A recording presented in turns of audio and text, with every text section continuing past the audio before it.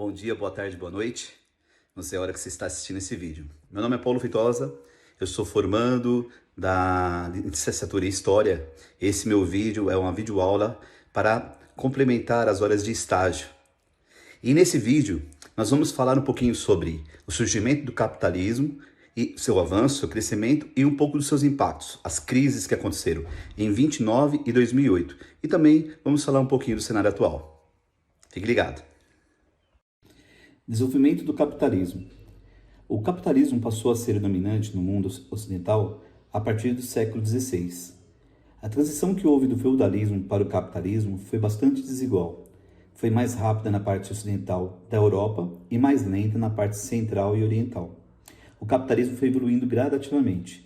Considerando seu processo de desenvolvimento, pode-se dividir o capitalismo em 4 fases: o capitalismo comercial, capitalismo industrial, capitalismo financeiro e capitalismo informacional.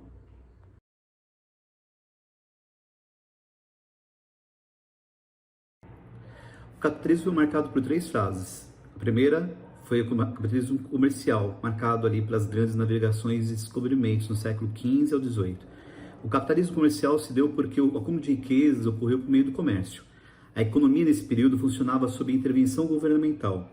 A riqueza e o poder de um país era medido pela quantidade de ouro, prata e pedras preciosas. Nesse período também se acumulavam riquezas, tendo uma balança comercial favorável. Essa fase foi fundamental para se desenvolver o capitalismo, pois permitiu grande acúmulo de capitais na mão da burguesia europeia. Essa acumulação inicial de capitais criou condições no Reino Unido e depois em outros países para que ocorresse a Revolução Industrial.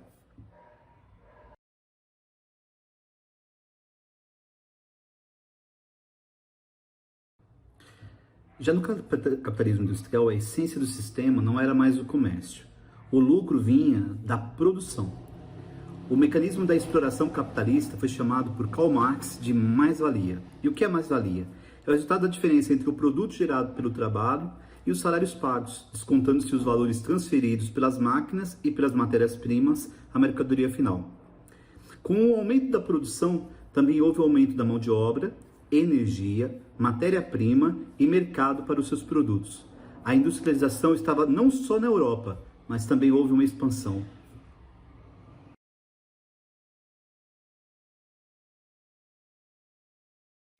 Capitalismo financeiro.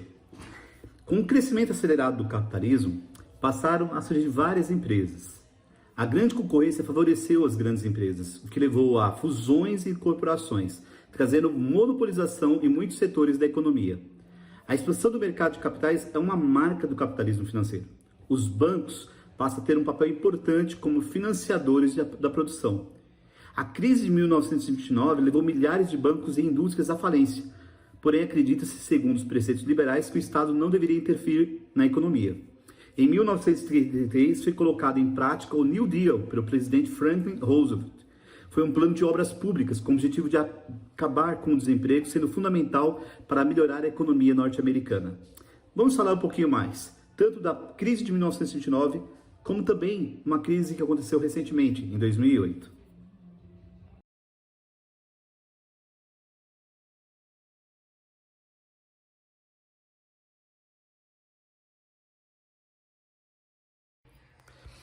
Depressão de 1929. Para entender a crise econômica de 1929, vamos relembrar o que estava acontecendo antes desse período.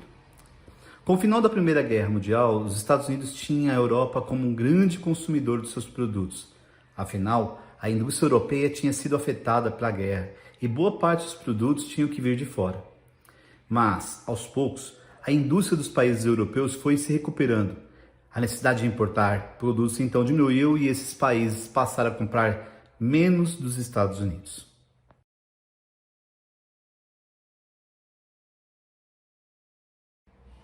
Os Estados Unidos, devido a essa demanda externa, estavam produzindo muito, mas com a redução das exportações para a Europa, sofreram uma crise de superprodução.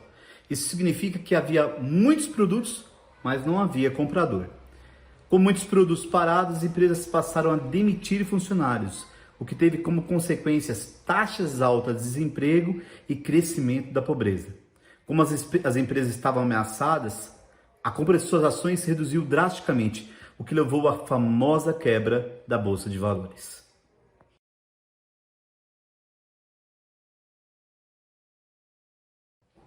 Essa crise foi a crise do liberalismo. O liberalismo defendia o Estado mínimo, ou seja, a menor intervenção possível do Estado na economia. Segundo essa corrente do pensamento, o mercado se ajustaria conforme a lei de oferta e demanda. Porém, o mercado não foi capaz de se autorregular e a economia entrou em crise. Para a recuperação do país, foram adotadas medidas de intervenção do Estado na economia, como estímulos às indústrias e programas assistencialistas.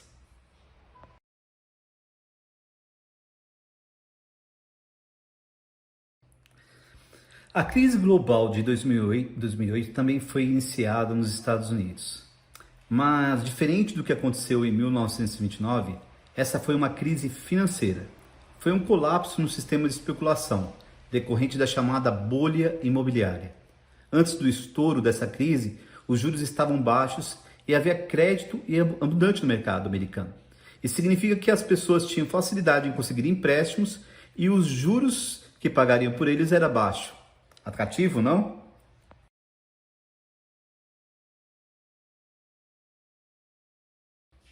A forma desses empréstimos era a hipoteca.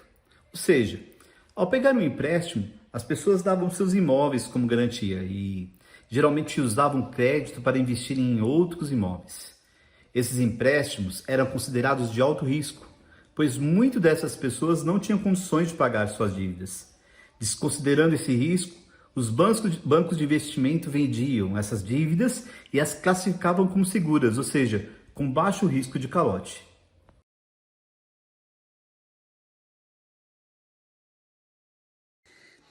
Chegamos então aí ao fim desse curso, dessa aula. É muito superficial, mas é justamente o objetivo de uma aula para o estágio. E nós vimos aqui as fases do capitalismo, desde o seu nascimento, lá no mercantilismo, e até o momento atual, né, com o neoliberalismo. O que é importante analisar, um fato importante, é que sempre o Estado ele teve momentos que esteve muito ativo na economia, como aconteceu na época do mercantilismo. Depois, no liberalismo econômico, na segunda fase, o Estado ele saía um pouco de cena e aí havia uma maior liberdade para os burgueses, para a sociedade na economia, mas isso chegou ao momento que não deu certo. Então, houve a crise do liberalismo e, por isso, o governo teve que entrar, o governo norte-americano, através do Roosevelt, com um estudo de um economista chamado Keynes, e implantaram uma intervenção para que pudesse recuperar a economia. Isso continuou em resposta a essa crise por muitos anos, mas chegando em 1970 mais ou menos, foi verificado que era insustentável, o Estado está sempre sustentando a economia de alguma forma. Então, o governo de Margaret Thatcher e de Ronald Reagan implantou a política do neoliberalismo e, novamente, começou a tirar a mão, a fazer cortes públicos, a implantar a austeridade fiscal, a privatizar as empresas, e esse neoliberalismo chega até os dias de hoje, mas nós vimos em 2008 que novamente o mercado livre, sem nenhuma intervenção estatal, não funciona. Nós vimos que a bolha econômica de 2008, o subprime, quebrou os bancos. E foi o governo federal, foi o governo dos Estados Unidos e o governo britânico emitindo moeda que conseguiu recuperar. Agiram não dessa vez na população, mas agiram nos próprios bancos, tentando dessa forma recuperar a economia, não deixando que viesse acontecer um processo de cascata. Atualmente, nós estamos vivendo um momento da crise do Covid 2021. Não sabemos ainda os desdobramentos dessa crise, mas é possível que nós venhamos viver um momento de deflação ou até mesmo de recessão econômica. A gente precisa estar preparado para esse momento. Ainda não sabemos o que será feito. E como os governos estão atuando? Atualmente, eles estão atuando também, ajudando, principalmente muitas pessoas que não têm nenhum recurso, através de auxílios. Há um estudo, até emitido pela OIT, para que seja feita uma renda universal básica para todas as pessoas, né? E outras pessoas que analisam isso e estudam isso. Mas isso é uma discussão que é muito controvérsia entre economistas. O importante na nossa lição de hoje, com tudo que nós aprendemos, é conhecermos esses fatos históricos para que nós possamos compreender tudo o que aconteceu e, é claro, de alguma forma pensar no futuro. Será que viveremos uma nova bolha no futuro? Nós temos coisas novas acontecendo? Temos, como o Bitcoin, né? Uma nova moeda baseada em uma tecnologia chamada blockchain. Muita gente está indo atrás dessas moedas. Será que um dia a população em geral vai atrás? E será que um dia, de repente, alguém pode parar de acreditar nessa moeda e, de repente, começar a correr atrás e ela ter uma decaída muito grande? Ela está em uma grande ascensão.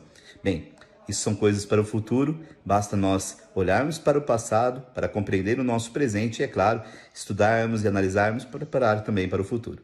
Espero ter ajudado com essa aula.